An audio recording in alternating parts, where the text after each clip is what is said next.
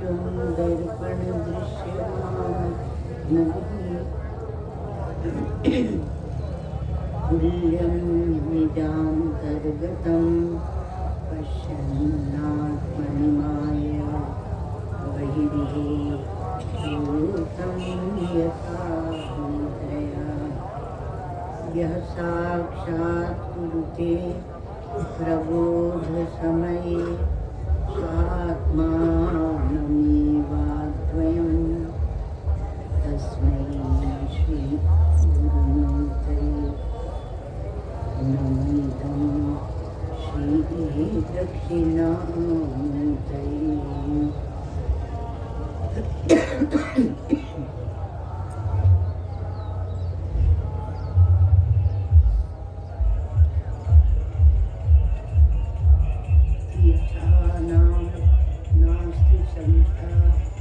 विलसति पुरतः काफिकेशामभिज्ञा येषां स्नानप्रदानं प्रवचनपठिमा काङ्कनां नतिशेते तच्चित्रं यस्य चित्रं कलितमपि मनात् श्रेयसां प्रेयसां च आरोक्षं संविधत्ते वितरति परमां पूर्णताम्।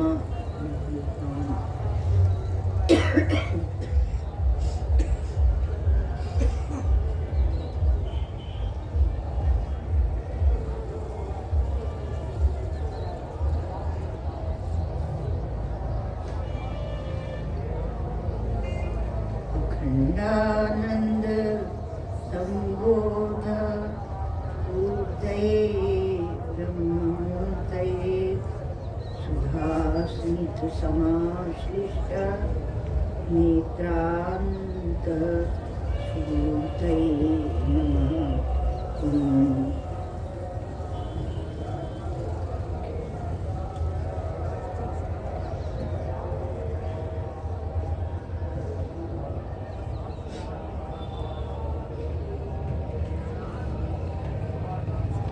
श्रुति स्मृति पुराणानाम् आलयं करुणालयं नमामि भगवत्पादं शङ्करं लोकशङ्करं नमामि भगवत्पादं शङ्करं लोकशङ्करम्।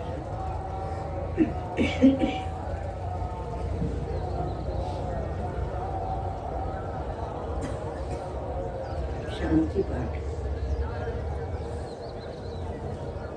ओम भद्रं कर्णेभिः शृणुयाम देवा भद्रं पश्येमाक्षभिर्यजत्राः स्थिरैरङ्गैस्तुष्टुवां सस्तनूभिर्व्यसेमहि देवहितं यदायुः स्वस्ति इन्द्रो वृद्धश्रवाः स्वस्ति न पूषा विश्ववेदाः स्वस्ति नस्तार्क्ष्यो अरिष्टनेमिः स्वस्ति नो बृहस्पतिर्दधातु।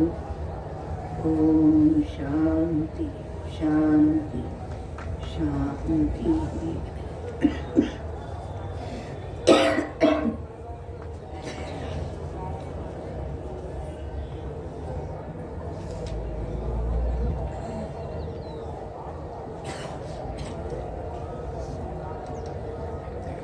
दसवें से पाठ करें। संगाता स्वप्नवत् सर्वे आत्ममाया विसर्जिता आधिक्ये सर्वसाम्येवा नोपपत्तिर्हि विद्यते रसादयो हि कोशा व्याख्यातास्तैतिरीयके तेषामात्मा परो जीवः खं यथा सम्प्रकाशितः।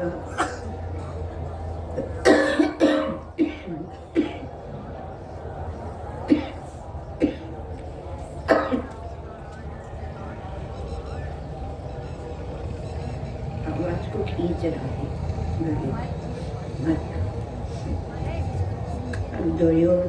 द्वयोर्द्वयोर्मधुज्ञाने परं ब्रह्म प्रकाशितं पृथिव्यामुदरे चैव यथाकाश प्रकाशितः जीवात्मनोरनन्यत्वम् अभेदेन प्रशस्यते नानात्वं निन्द्यते यच्च तदेवं हि समञ्जसम् जीवात्मनो पृथक्त्वं यत् प्रागुत्पत्तेः प्रकीर्तितं भविष्यद्वृत्त्या गौणं तन्मुख्यत्वं हि न युज्यते।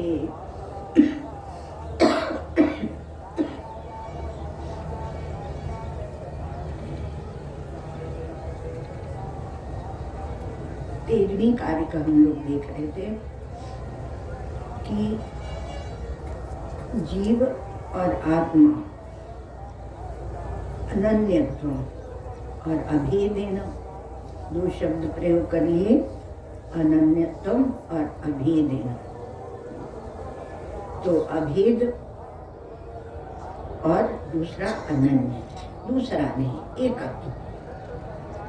तो आत्मा का, जीव और आत्मा का अभेद रूप से एकत्व, उसकी प्रशंसा की गई श्रुतियों में।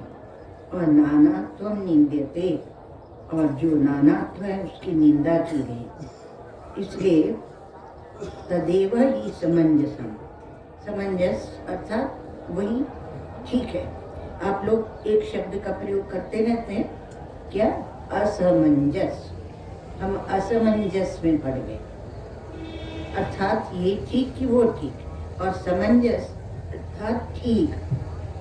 हम समंजस में हैं, अर्थात वही ठीक है, उसके द्वारा एक निर्धारित हो गया, क्योंकि वहाँ क्या है, एकता की बात कही गई और नानात्व की निंदा की गई है। तो इसलिए वही ठीक है। तो जो युक्ति से और श्रुति से निर्धारित है एकता, उसको हम स्वीकार करते। भाष्यकार भगवान ने कहा कि व्यास आदि ने भी उसको स्वीकार किया, उसकी स्तुति की है। और जो शास्त्र बहिष्कृत है, जो शास्त्र बहिष्कृत है, शास्त्र बाह्य है, वो तार्किक लोग जिन्होंने नानात्व दर्शन का प्रतिपादन किया, उनकी निंदा करती है श्रुति। और फिर आपको श्रुतियों के वो दे दिए, न तो तद्वितीयमस्ति द्वितीया वै भयं भवति, उदरम अंतरम कुरुते अथ तस्य भयं भवति, इदं सर्वं यद् अयम् आत्मा मृत्यु समृत्यु आप्नोति य इह नानेव पश्यति। इसके द्वारा ब्रह्मवादियों ने, ब्रह्मवेत्ताओं ने निंदा की। यच्च एक तदेव ही समंजसम, समंजस माने ऋजु, अवबोधम, न्यायम, सरल, बोधगम्य और न्याय युक्त है। इतना समंजस के और अर्थ बता दिया। और जो यास्तु तार्किक परिकल्पिता कुदृष्टया, दृष्टि की बात करते रहते हैं। अब एक दृष्टि और यह बातें बता दी, क्या? कुदृष्टि, जो कुदृष्टियां हैं, और हमारे शास्त्रों में कुदृष्टि शब्द का प्रयोग है, याश्च काश्च कुदृष्टय। तो कुदृष्टय, और वो कैसी है? अनऋजु, सरल नहीं है, वो जटिल है। अर्थात आप उनको यदि अपने जीवन में उतारते हैं तो आपको एक जटिलता की, एक कुटिलता के मार्ग में ले जाएंगे। तो इसलिए कहा कि उसमें ऐसी जो हैं तो वो हमारे प्रसंग के अनुरूप वो नहीं ठहरती हैं। तो अब जिसने सब देखा होगा शास्त्र, वही तो कहने में समर्थ है ना। तो वह परमात्मा जो कि हर समय हर जगह रहता है। हम जो द्वैत बनाते रहते हैं, मैं सुखी हूँ मैं दुखी हूँ, यही द्वैत है। और द्वैत की सिद्धि अर्थात इसी की सिद्धि है, मैं पापी हूँ पुण्यात्मा हूँ। तो अपने में सब जगह हम द्वैत बनाते रहते हैं, लेकिन वह क्या हर समय हर जगह रहता है, बदल जाता है। अभी कोई दुख आया बड़ा भारी, और थोड़े दिनों में जो दुखी होके रो रहे थे वही आपस में बातें करते। आजकल तो संवेदनशीलता इतनी कम हो गई है कि मरघट में ही प्लानिंग शुरू हो जाती है। जब तक मुर्दा जल रहा है तब तक में हम लोग कुछ अपना आगे की प्लानिंग कर लेते हैं। वैराग्य का कोई क्षण ही नहीं। वैराग्य, जब वो कथा थी न कबीर दास की कि कोई एक सज्जन कबीर दास से मिलने गए काशी में, तो पत्नी से पूछा, तो पत्नी ने कहा, लोई उनकी पत्नी थी, तो उन्होंने कहा वो शमशान घाट में गए, वही चले जाओ। कहा कि वहां जाके क्या करेंगे, पहचान लेना, वो उन्होंने देखा नहीं है।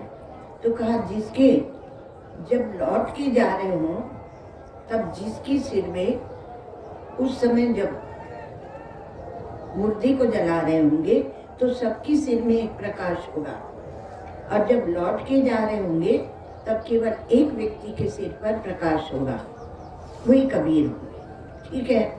अब वो गए वहाँ, तो उन्होंने वो दूर से देख रहे थे ऊपर से, अब घाट में तो नीचे जलाते ना काशी में, तो सबके सिर पे एक प्रकाश। वो प्रकाश किसका, आप लोग जिसको औरा बोलते हैं, औरा, तो वह प्रकाश किसका था, उसने देखा एक प्रकाश था, तो वो प्रकाश था वैराग्य का। अब तो वैराग्य, शमशान वैराग्य भी नहीं होता महाराज। अब तो, और यहाँ इस तीर्थ क्षेत्र में, इस महापुण्य के क्षेत्र में, यहाँ पर भी सबका स्वार्थ माना जाता है। विचित्र बात,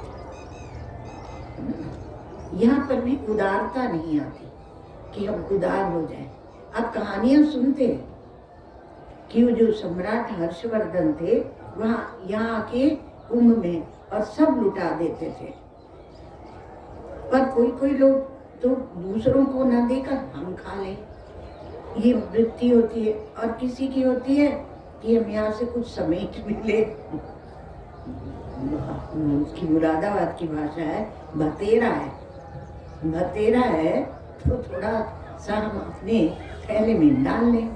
तो ऐसा उदारता नहीं, क्योंकि वैराग्य भी है आपके पास, राग द्वेष की न्यूनता नहीं है, देहाध्यास देहात्मवाद अत्यंत दृढ़ हो गया है। इसको थोड़ा यहाँ के शिथिल कीजिए महाराज, नहीं तो क्या फायदा है। तो उतनी देर के लिए हो जाता, तो वो उन्होंने सज्जन ने देखा तो सबके सिर में प्रकाश था, नीला नीला पीला जो भी। और फिर उसके बाद जब सब लौटने लगे, लौट के जा रहे हैं, तब फिर इन्होंने मुड़ के, ये वहीं बैठे थे अपनी जिस जहाँ बैठे थे ऊंची जगह, तो देखा कि केवल एक व्यक्ति के मस्तक पर प्रकाश है।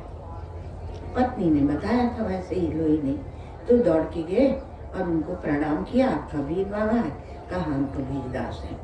तो क्योंकि उनका वैराग्य बना रहा, वो रहता था हर समय, और बाकी सबका लुप्त हो गया। अब आप जाके देखते हैं तो किसी के शमशान में भी बहुत प्रकार की बातें हो रही होंगी, और किसी के भी सिर पर प्रकाश नहीं होता। तो ऐसी बात है। तो जो वैराग्य दुर्लभ, सब धर्मानुष्ठान जब आप करते हैं तो उसका फल शास्त्र में वैराग्य बताते हैं कि आपको वैराग्य। यहाँ हम लोग चर्चा ये कर रहे थे कि अपने मैं को ढूंढो। आपका दुख आता है, सुख आता है, पाप आता है, पुण्य आता है, आप उसके साथ अपने मैं को जोड़ते रहते हैं, पर जो मैं इन सब से लिप्त नहीं है, क्योंकि जब सुख से भी जुड़ता है दुख से भी जुड़ता है, अर्थात वो सुख दुख दोनों से पृथक है। सरल सी बात, जागृत स्वप्न सुषुप्ति तीनों से जुड़ता है, तीनों को दुखता है देखता है, तो उसके बाद वो तीनों ही नहीं है। तो विचार करना चाहिए। विचार कौन करेगा? बुद्धि करेगी कि क्या चीज सत्य है और क्या असत्य है। जो सत्य का प्रेमी हो वो तो इस मार्ग पे आए। जिसको सत्य से प्रेम नहीं है, हमारे धर्म में ही सत्य का प्रेम इतना जगा दिया जाता था कि सत्य के लिए प्राण न्योछावर करने को तैयार। इसी क्षेत्र की कथा है, काशी क्षेत्र की। तो वो राजा हरिश्चंद्र थे, उन्होंने स्वप्न में विश्वामित्र जी को दान दे दिया, अपने संपूर्ण राज्य का दान दे दिया। तो अब क्या होता है कि जब दिन में जब विश्वामित्र आए तो उन्होंने कहा हमने तो आपको सब दान दे दिया। उन्होंने फिर अपने राज्य को अपना माना ही नहीं। ये होता सत्य का प्रेमी। स्वप्न में भी दान दिया तो दान दे दिया। ऐसी कथा हमारा अब वो कथाओं में रह गया। वो रंती देव की कथा आती है, इतने दिनों तक वो भूखे रहे और फिर जब उनको काफी समय के बाद अन्न मिला और जल मिला, दुकान था, पानी नहीं था, तो उन्होंने जो भी आए उन्हें दे दिया।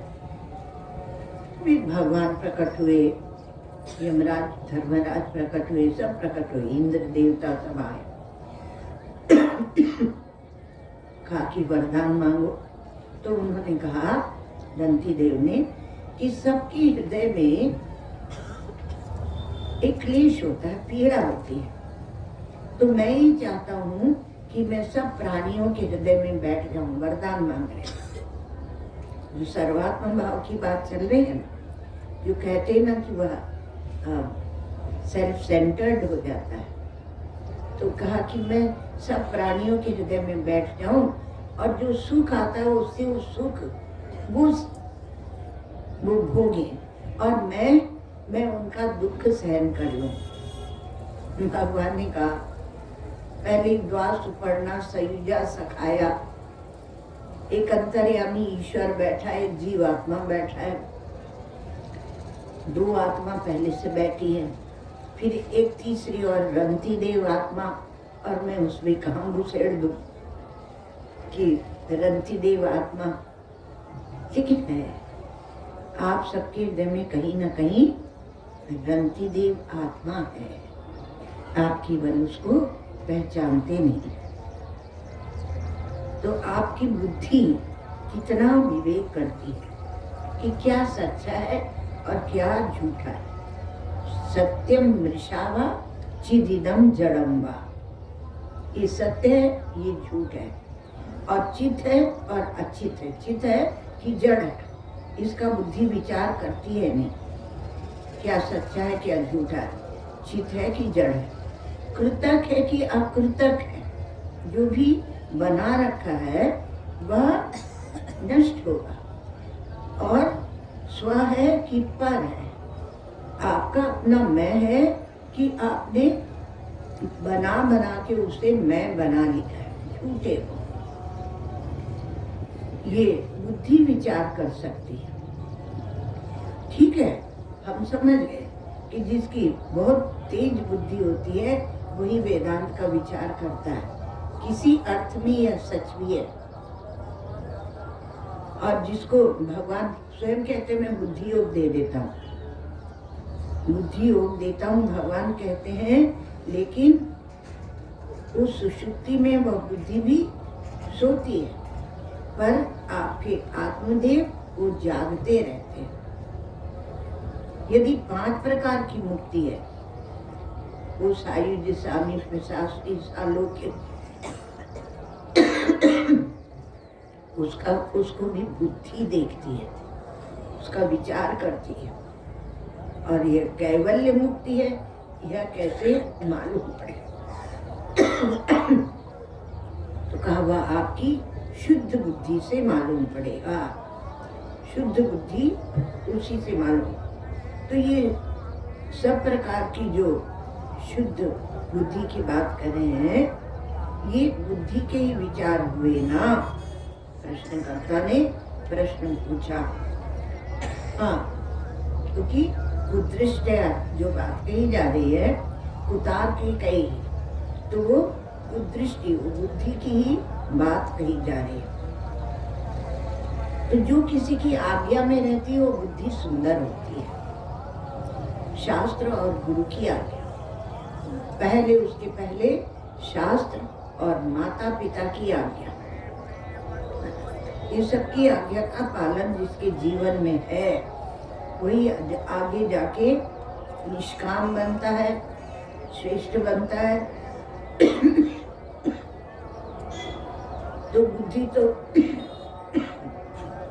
बुद्धि में जब विकार आ जाते हैं तब वह बुद्धि एक ग्रंथि बन जाती है, और जब वह इस प्रकार की सब मुक्तियों का विचार करना भी छोड़ देती है, जो सब मुक्तियों का विचार करने वाली होती है, तब तक वह एक उपाधि है बुद्धि, और उस उपाधि के साथ आप मैं को मत जोड़ो। क्या हो गया? एक शुद्ध बुद्धि और एक उपाधियों से संश्लिष्ट, उनसे जुड़ी हुई बुद्धि। तो सब बुद्धि जो है वह मुक्ति और बंधन का विचार आपकी बुद्धि ही करेगी, ठीक है? तो लेकिन बुद्धि स्वयं दृश्य है, और कभी सो जाती है, कभी जाग जाती है, लेकिन आपका जो मैं है वह कभी नहीं सोता, वह जागता रहता है। और जो मैं जागता रहता है तो वह दोनों को, बुद्धि को और मुक्ति को, दोनों की भूमिकाओं को वह जानता है। अतः जब आप वहां पहुंचते हैं तो वह स्वयं आनंद स्वरूप है, आपकी आत्मा। तो शुद्ध बुद्ध मुक्त नित्य स्वभाव है आपकी आत्मा। अब जब आप उसमें अपने स्वरूप में बैठते हैं तो वही वास्तव में मुक्ति है। और जब आपने अपने स्वरूप को ब्रह्म जाना तो बुद्धि और बुद्धि के विचार और बुद्धि के विकार, ये सब के सब बाधित हो जाते हैं, जानते हैं। तो आपने जान के बंधन बना लिया। तो एक मुक्ति के और भी प्रकार बताए जाते हैं, स्वरूप मुक्ति, अरूप मुक्ति। आप लोग जो वेदांती हो जानते हो, स्वरूप मुक्ति, अरूप मुक्ति, और दोनों उभय आत्मिका मुक्ति, है ना? तो ये इस प्रकार से वर्णन किया जाता है। वेदता लोग इसका वर्णन करते हैं। तो ये सब का वर्णन तब तक है जबकि आपकी अहम बुद्धि जागृत है, और जब अहम बुद्धि नहीं है तब परमार्थ मुक्ति है। तो जो आपकी भोगा शक्ति बनी है धन के प्रति, तो बहुत से लोगों की भोगा शक्ति ऐसी होती है कि वो संग्रह में बदल जाती है। भोगा शक्ति तो भी ठीक है, कुछ बेचारा भोग तो लेगा, कुछ क्या बोलते हैं वो, पाव भाजी वाजी खा तो लेगा, है ना? लेकिन जो भोगा शक्ति नहीं रखकर और पैसे इकट्ठा करता रहता है, उसको तो कुछ मिलता भी नहीं। जो इकट्ठा करते हैं वो तो बहुत दरिद्र है। सही भगवती दरिद्रो यस्य तृष्णा विशाला, उनको अभिमान के सिवा और कुछ नहीं मिलता है। वो अभिमान का ही सुख लेते रहते हैं कि हमारे पास इतना है, हमारे पास इतना है, और दूसरों से अपनी तुलना करते रहते। उनका जो पैसा है उसको कौन भोगेगा?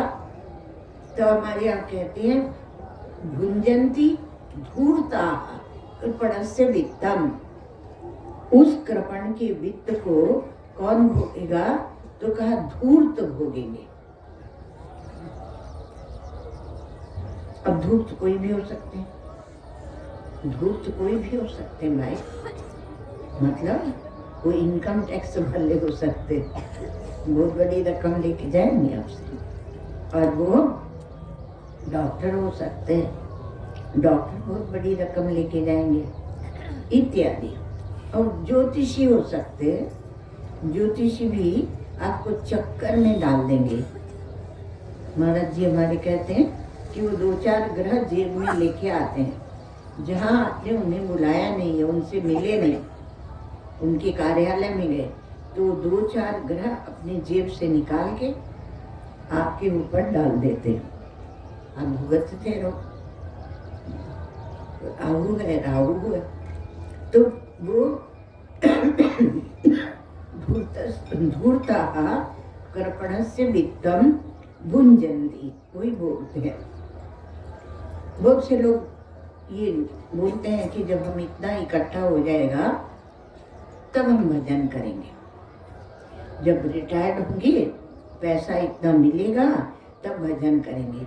तो वह भजन करेंगे, वह उनके मनोरथ का ही सुख होता है। तो मनोराज्य का भी सुख होता है, कई प्रकार के अभिमान होते हैं। तो इसमें क्या सच्चा क्या है? वहाँ सुख नहीं है, सुख वास्तव में नहीं है। सच्चा सुख आपके स्वरूप को जानने में है, आत्मदेव का अनुसंधान करने में है, जो स्थिर है, अचल है, स्थायी है, उससे मिलिए। जो चंचल है उससे मिलके आपको परमात्मा नहीं मिलेगा। क्षण क्षण बदलने वाले में परमात्मा नहीं रहता। तो आप स्वयं जब क्षण क्षण बदलने वाली चीजों में जुड़े हुए हैं, तो आपने स्वयं उसके लिए एक पर्दा बना दिया। तुम यहाँ छुपे रहो, और छुपे रहो।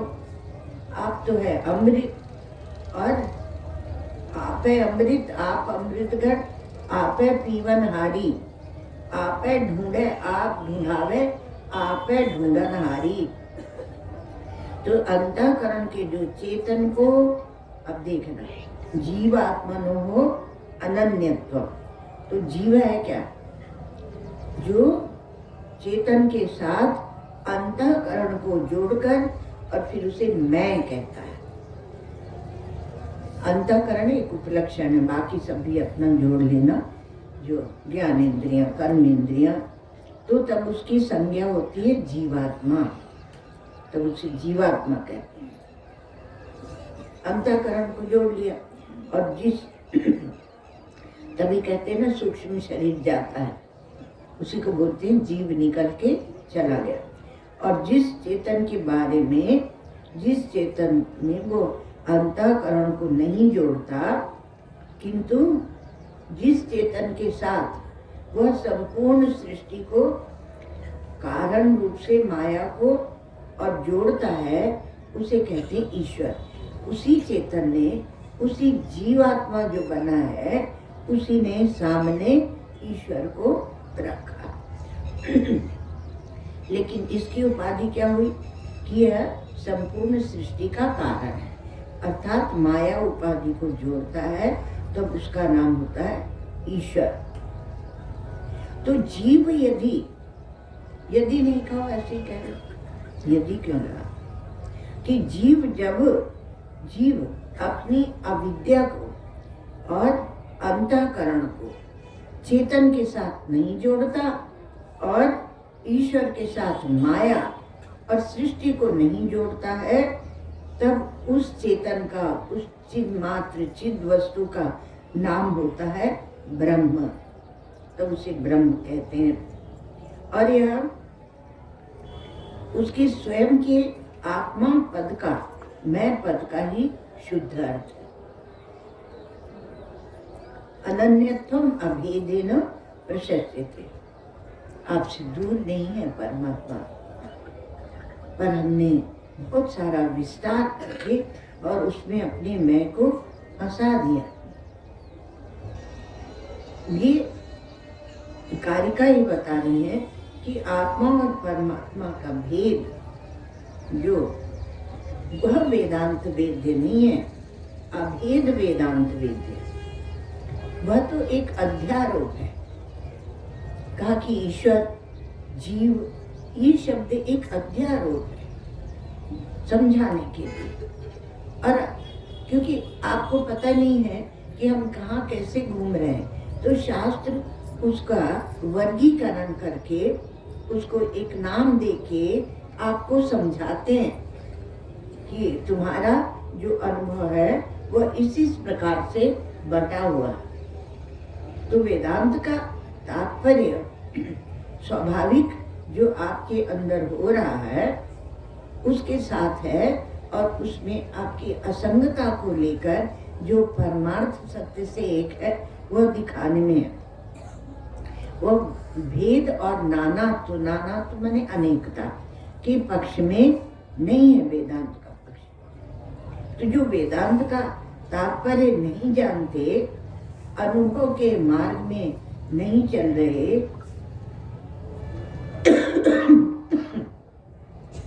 युक्तिहीन है और सोचते हैं बड़े भारी तार्किक हैं, भाष्यकार भगवान ने उन्हीं के यहाँ व्याख्या की है। तो इतनी व्याख्या की, उनको उनकी निंदा क्यों की? ये नहीं, निंदा स्तुति से तो बचना चाहिए। तो शास्त्र या महापुरुष जब किसी की निंदा करते हैं तो उसका एक तात्पर्य होता है। निंदा स्तुति में तात्पर्य नहीं होता। शास्त्र स्तुति करते हैं अर्थात यह आप कीजिए, और जब निंदा करते हैं तो उसका तात्पर्य होता है इसको छोड़ दो, यह छोड़ दो, इस रास्ते पे मत जाना। झूठ मूठ जैसे गांव के लोग या संसारी प्रपंची लोग बैठ के निंदा स्तुति करते रहते हैं, वैसे वहाँ नहीं है। स्तुति निंदा जो है वो उसके द्वारा किसको ग्रहण करना है और किसको छोड़ना है, और की हुई निंदा और स्तुति सफल भी होनी चाहिए। नहीं तो शास्त्र तो बोलते रहे, हम बोले कि भाई तुम्हारा अन्नमय कोश है, उसमें ये दोष है, ये दोष है, पर आप उसको माने ही नहीं तो उसका क्या फायदा है? तो शास्त्र की हुई निंदा स्तुति भी व्यर्थ नहीं जाने दीजिए। बस आप जानते हैं सभी बात। तो स्तुति निंदा ये भी आप ध्यान में यहाँ बैठा लीजिए कि सफल होनी चाहिए। दोनों का जो प्रयोजन है वह निष्प्रयोजन नहीं है। निंदा स्तुति का प्रयोजन निष्प्रयोजन नहीं है। जैसे भगवान की स्तुति की जाती है, तो भगवान की स्तुति जब की जाती उसका अर्थ होता है उनकी उपासना करें, और जब निंदा करते हैं तो उसका तात्पर्य होता है कि उस वस्तु को अपने जीवन से हटा दो, आप अपासना करें। एक उपासना, एक अपासना। तो भेद में यहाँ भेद शब्द लिया गया, भेदेना भेदेना। तो भेद में राग द्वेष होता है, राग द्वेष भूत है भेद में। शरीर पर जब घाव हो जाता है तब आप उसको दुख मानते हैं। थोड़ा सा सोचना। और कुछ लगा नहीं तो क्या बात हुई? एक्सीडेंट तो हुआ पर कुछ लगा नहीं। विचार करने की एक शैली है हम लोगों की मन में। तो जब शरीर पर कोई घाव होता है तब हम उसको दुख मानते हैं, नहीं तो दुख नहीं मानते। एक्सीडेंट की बात नहीं कह रहे, पर और भी दूसरे सब व्यवहार में आप देख लेना कि उसका मतलब यह निकलता है कि हमारी बुद्धि बहुत स्थूल हो गई। स्थूल बुद्धि में हम रहते हैं। यदि कोई कहता है कि हम थक गए हैं और अभी और कुछ नहीं करेंगे। तो स्थूल बुद्धि है, तो वो क्या कहेंगे, अरे ये हंस तो रहे, बोल तो रहे, चलो थोड़ी देर हंसते खेलते हैं, बोलते हैं, तो बुद्धि स्थूल हो गई है। इसलिए किसी की सूक्ष्म परेशानी को हम समझ नहीं पाते। तो आपको ये समझ में नहीं आता, सावधान, कि हृदय में राग द्वेष का आना ही सबसे बड़ा दुख है। सबसे बड़ा दुख यह है कि हृदय में राग द्वेष आ जाए। एक बार हम लोग कुंभ में थे, पहले कुंभ था शायद,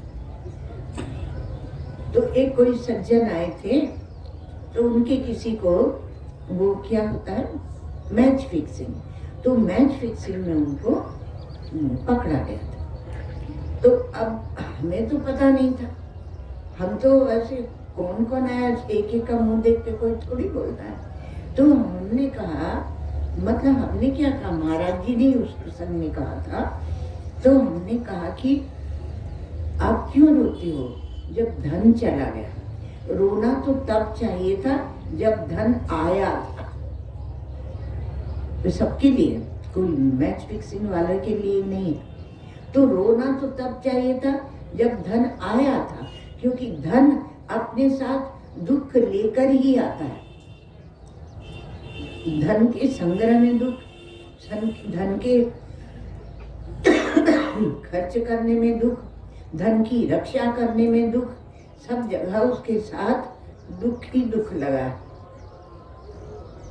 और यदि आप उसको, धन को अपने छाती से लगाए रखते हैं, तो वो धन जब जाता है तब कहता नहीं है कि मैं सेठ जी के हृदय का टुकड़ा हूँ, ये मुझे बहुत प्यार करते हैं, क्योंकि एकांगी प्रेम है। जड़ से प्रेम एकांगी प्रेम होता है, वो कुछ नहीं बोलता है। तो हमारी बुद्धि इतनी स्थूल हो गई है कि जब राग द्वेष आते हैं तब ना हम उसे देखते हैं और ना ये समझते हैं कि इससे बड़ा दुख और कुछ भी नहीं है। तो सभी धर्मात्मा हो कि योगी हो कि वेदांती हो, तो वो उनका एक एक लक्ष्य होता है, उससे प्रेम करते हैं। किंतु जो ये कुतार्किक है, जो शास्त्र बाह्य हैं, वो किससे प्रेम करते हैं, वो अपने राग द्वेष में रहते हैं और उसी को सिद्ध करते हैं। तो वेदांती स्वरूप से ही प्रेम करता है, तो वो क्या कहता है कि स्वरूप ही प्रेम है, प्रेमीपना प्रेम नहीं है। और योगी वह अपने स्वरूप स्थिति से, स्वरूप निष्ठा से प्रेम करता है, उसके लिए प्रयत्न करता रहता है। तो जब हम ईश्वर और गुरु से प्रेम करते हैं तो वह एक तरफा नहीं होता, और स्वरूप ही ज्ञान है। ज्ञान ज्ञानीपना ज्ञान नहीं है। ज्ञानीपना कोई दिखाता है तो समझो उसको ज्ञान नहीं है। अभेद बोध प्राप्त करो, यह स्तुति की जा रही है। अनन्यत्वम अभेदेन प्रशस्यते, अर्थात अभेद बोध को प्राप्त करो, यह स्तुति है, इसलिए यह स्तुति है।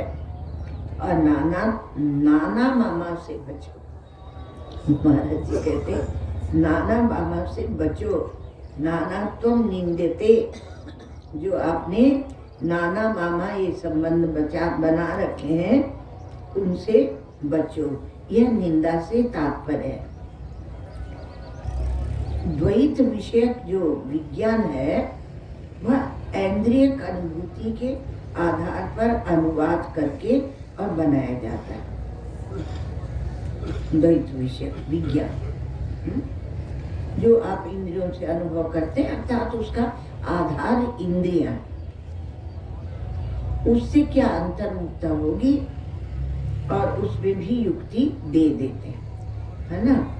तो उसमें फिर क्या होता है कि हम जैसे चींटी है वैसे ही हम है।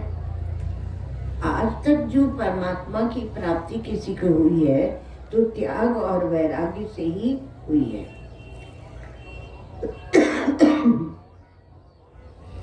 समाधि, श्रवण आदि के द्वारा हुई है।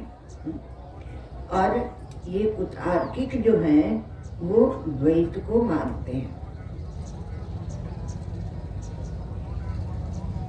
तो इसलिए सब प्राणी, भाष्यकार भगवान क्या बोलते हैं कि सब प्राणी द्वैत को तो देखते हैं। तो जीवात्मन सर्व प्राणी साधारणम स्वाभाविकम, स्वाभाविक ही नानात्व प्राप्त है। तो जब नानात्व आपको स्वाभाविक ही प्राप्त है तो उसके लिए शास्त्र की क्या आवश्यकता? प्रत्यक्षेनानुनित्यावा यस्तु पायोनम विद्यते एनम विदन्ति वेदेन तस्मात् वेदस्य वेदता। तो हमारे पूर्व मीमांसक ही कहते हैं कि प्रत्यक्ष और अनुमान से जिसको हम नहीं जान सकते, अर्थात इंद्रियों के ही ज्ञान में यदि हम रहते हैं तो शास्त्र की क्या आवश्यकता? जब हम इनके द्वारा उस वस्तु को नहीं जान सकते तब वेद के द्वारा उसको जानते हैं। तो जो ऐन्द्रियक नहीं है उसको हम वेद के द्वारा जानते हैं। तो स्वाभाविक है, स्वाभाविक जो यहाँ कह रहे हैं भाष्यकार भगवान, स्वाभाविकम शास्त्र बहिष्कृते, तो उसका क्या अर्थ होता है? वैकारिक। स्वाभाविक, ये तो स्वाभाविक है। काम करो धाना तो स्वाभाविक है, ऐसे कह के उसको प्रश्रय देते रहते हैं। और यहाँ पर क्या निंदा करती कि सर्व प्राणी साधारणम स्वाभाविकम शास्त्र बहिष्कृते कुतार्क ही विरचितम नानात्व दर्शनम। तो उसकी निंदा की, तो निंदा की अर्थात उससे बचना चाहिए। एक बार काशी में शास्त्रार्थ हो रहा था, तो एक पंडित अद्वैत के थे, एक द्वैत के थे। अब महाराज जी तो उनका नाम लेते हैं पर हम नहीं लेते, क्योंकि महाराज जी के समय में वो उनसे छोटे ही थे, आप क्या बताएं। तो हो रहा था शास्त्रार्थ, तो वहाँ ये बोला, द्वैतवादियों ने ये बोला कि देखो आप ये कहते हो कि जीव और ब्रह्म को एक होने दो, तो जीव के जितने दोष हैं, द्वैतवादी ने बोला, जीव के जितने दोष हैं वो ब्रह्म में चले जाएंगे।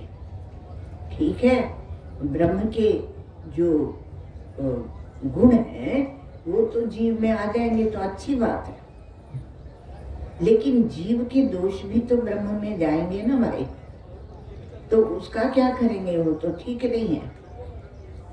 तो जो अद्वैतवादी पंडित थे, मतलब जो अद्वैत के पक्ष में थे, वादी कुछ होता नहीं, उन्होंने कहा कि आप ये कह रहे हैं कि एक गंदा नाला समुद्र में जा रहा है, समुद्र में उसको जाने दो, पहले जाने तो दो, फिर पता चलेगा कि समुद्र नाला बनेगा कि नाला समुद्र बनेगा। वो अपने दोषों को देखो, कितना बड़ा आश्वासन आपको अद्वैत देता है। इसलिए स्वाभाविकम, भाष्यकार भगवान ने शब्द लिया स्वाभाविक, तो स्वाभाविक जो है वो वैकारिक है, वो विकार है, और वो जो विकार है उनको उनकी ओर नहीं देखो, अर्थात उनसे तादाद मत करो। हाँ, समझ गए महाराज, अब हम न पापी है न पुण्यात्मा, आज से नहीं चलेगा। आप अपने शुद्ध स्वरूप को जानिए। तो ब्रह्म का क्या है? वो अविनाशी है, वो पूर्ण है, वो अद्वितीय।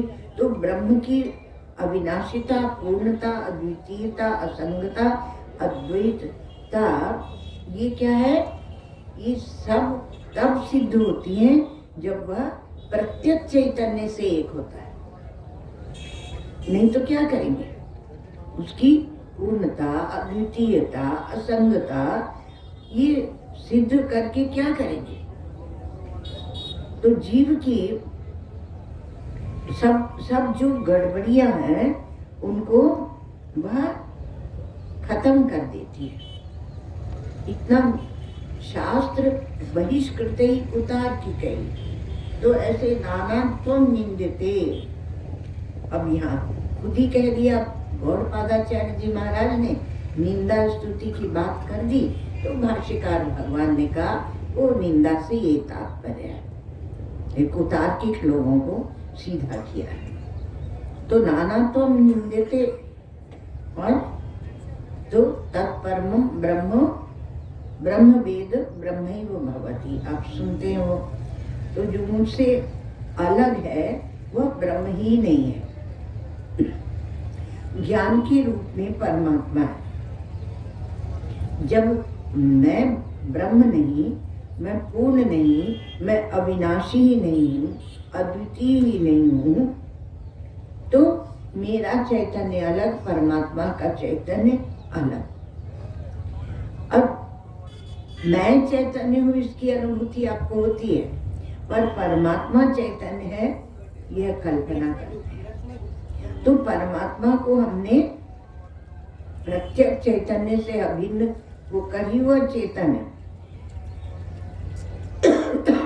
उसी प्रकार से ब्रह्म से एक होकर ही आप अपनी अनंतता का बोध पाते हैं, आप अपनी अविनाशिता को जान पाते हैं।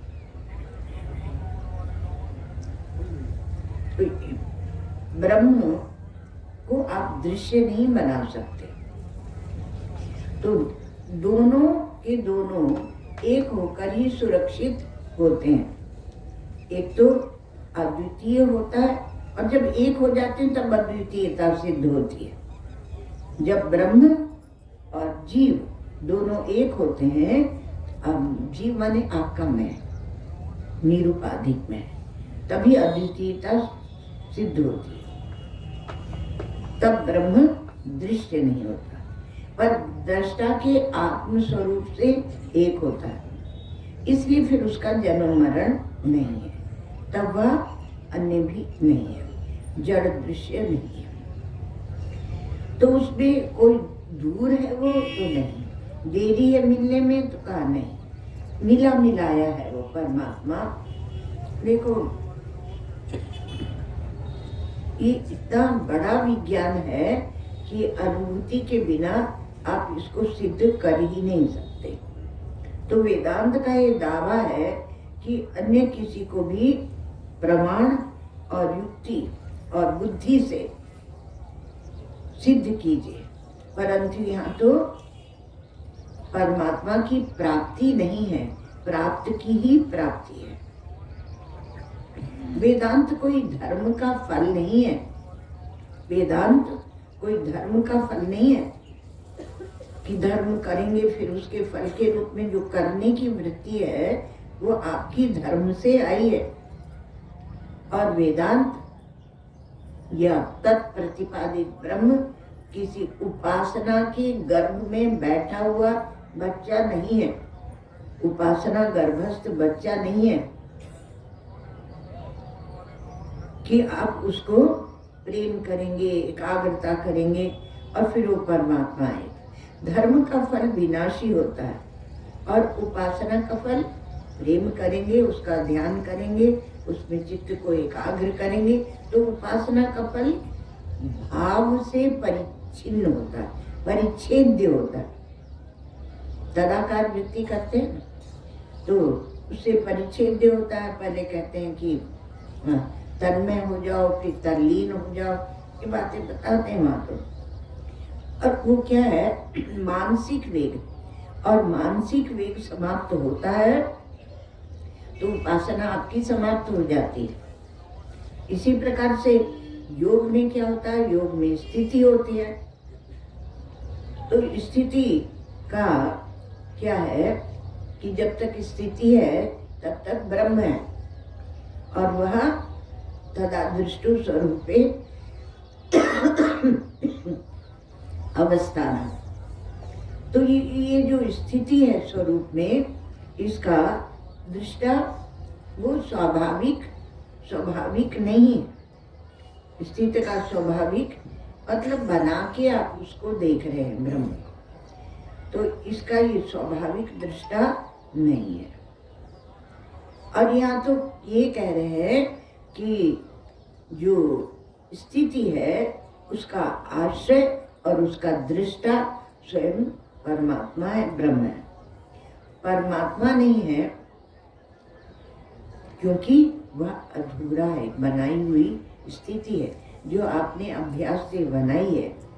क्योंकि एक चित्त की समाधि जो लगती है उसको आपने समाधि मान लिया है। एक चित्त की समाधि, उसको समाधि मानकर बैठा है, तो उसके सामने तो पूर्णता की बात करना उपहासास्पद ही है। जो सर्व का दृष्टा है, एक अंतःकरण का नहीं, जो सर्व का दृष्टा है और सर्व चित्त का दृष्टा है और सर्व का आश्रय और अधिष्ठान है और सर्व जिसमें कल्पित है और सर्व जिसमें है ही नहीं, वह अद्वितीय तत्व परमात्मा है और उसको वेदांत लखाता है। ओम सर्वे भवन्तु सुखिनः, सर्वे सन्तु निरामया, सर्वे भद्राणि पश्यन्तु, मा कश्चित् दुःखभाग् भवेत्। असतो मा सद्गमय, तमसो मा ज्योतिर्गमय, मृत्योर्मामृतं गमय। ओम पूर्णमदः पूर्णमिदं पूर्णात् पूर्णमुदच्यते, पूर्णस्य पूर्णमादाय पूर्णमेवावशिष्यते। ओम